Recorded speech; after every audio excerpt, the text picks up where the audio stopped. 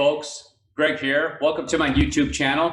I'm going over the word judgment today in the Bible. I wanted to show you guys how you are doing a judgment every day, which is just a decision. That's all that it is. It's a decision, whether it's the right decision or the not right or incorrect decision.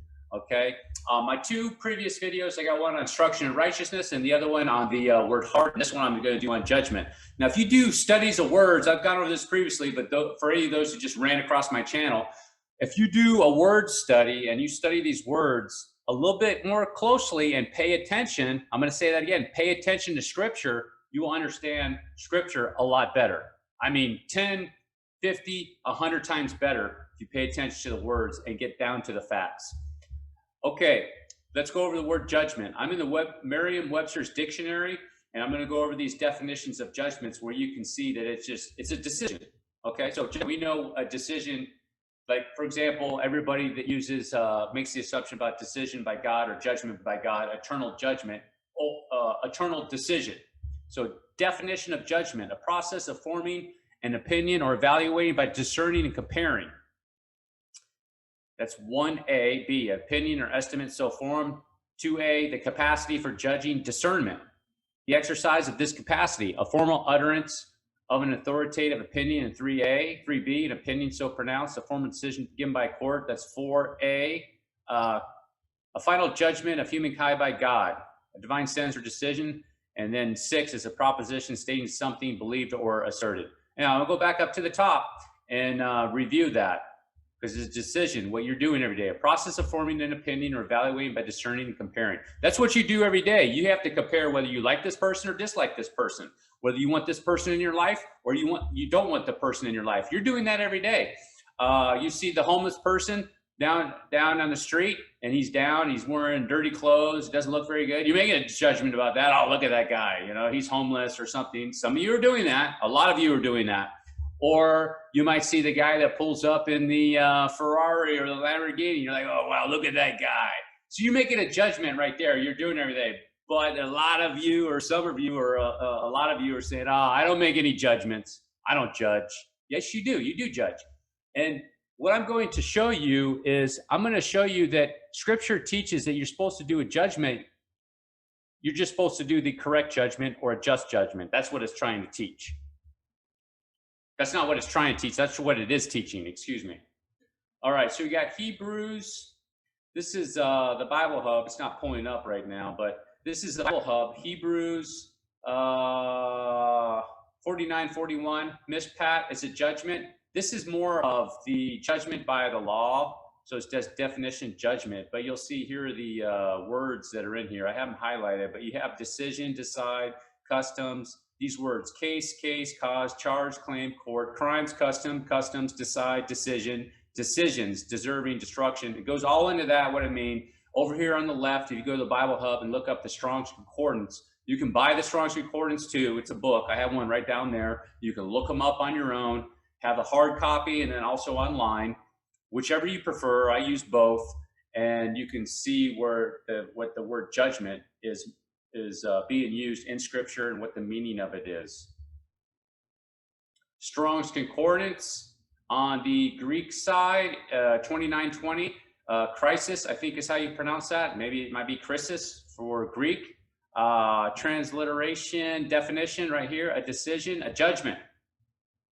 Just like you have to make a decision every day. You have to make a decision whether you're going to put gas in your car when it's a quarter tank or half a tank full. You might put gas in it when it's on E, which I don't recommend for a lot of vehicles, especially a Ford. Make sure you have a quarter tank on a Ford, because I heard that the fuel pumps will go out if you keep running it down on E on Fords. Okay, I digress. Anyhow, a decision or a judgment. And then you can go over into the these verses right here. You can see these verses. Myself away, Matthew 11:22, 10:15, 5:22, where they use that word. So this is a good source. So there's 3 sources right there. There's judgment in Merriam-Webster's dictionary, judgment on the Strong's Concordance Hebrew side, and the Strong's Concordance Greek side. Decision, judgment, deciding something. Here's Leviticus. Make myself a little bit smaller. make my face a little bit smaller so you can see that. I'm in Leviticus chapter 18, verse 5 right here. I have it highlighted. You shall therefore keep my judgments, my statutes, my judgments, which a man do, he shall live in them. I am the Lord. That's Leviticus chapter 18, verse 5. This is the one where Paul quoted, those that are familiar with Galatians, and the law is not of faith, but the man doeth them shall live in them. Okay?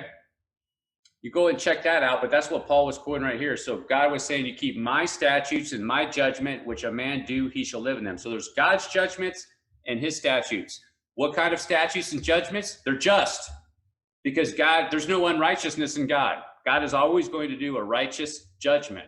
And you want, as a person, you want to have a righteous judgment. The only person that wouldn't want a righteous judgment, who's guilty and they hope that they get out of it.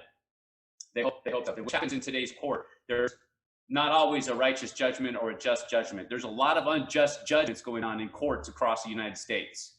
All you have to do is turn on the TV and look at mainstream media or look at the news, and you can see that. Leviticus. This is Leviticus chapter 9, and I have it highlighted, verse 37. Therefore, you shall observe all my statutes and all my judgments and do them. I am the Lord. It's right there. My statutes, my judgments. Who's mine? God. God's statutes and God's judgments. And do them. So you pay attention to scripture, do them. Now I know some of you are going to say, this is going to be for another video. I don't want to go into it too much. You're like, oh, that's the old law, Greg. That is the old law. We don't need to keep that. We don't do that at all. I know that you're thinking that. That's what you're going to say, and you probably go in there. Guess what? Leave your comments down below. Let's have a discussion. Hit like if you like it. Hit dislike if you dislike it. And if you like me, leave a comment. If you dislike me, leave a comment. I'm all for it. Okay. Now, here's John chapter 5. Or chapter 7, excuse me, and I should be 24. This is Christ, John. This is the Gospel of John, who wrote it. He's the author of it, so he wrote this, but this is what Christ spoke. Jesus Christ spoke this, the Lord. Judge not according to the appearance, but judge a righteous judgment. Judge a righteous judgment. I'm going to pause for a second. Think about that. Judge a righteous judgment. Don't judge according to appearance. That's what it says right there. Okay? I know some of you are going to go into it and say, oh, Greg, what about that verse that says, judge not so you be not judged? I think in Matthew. Right? We'll go into that in a later video and I'll explain that. Okay, here's the Luke chapter 18. This is about the judge, the city, the judge and the widow parable. There was in the city a judge which feared not God, and neither regarded man, right here. And there was a widow in that city, same coming saying, avenge me of my adversary. So this widow was having problems and said, avenge me of my adversaries to the judge. And he would not for a while, but afterward he said within himself, though I fear not God nor regard man, yet because this widow troubles me, I will avenge her, lest by her continuing coming she will be. Okay? So, and the Lord said, hear what the unjust judge saith. What the unjust judge saith. So you see that? What the unjust judge. Now you come over here to John chapter 5, verse 30.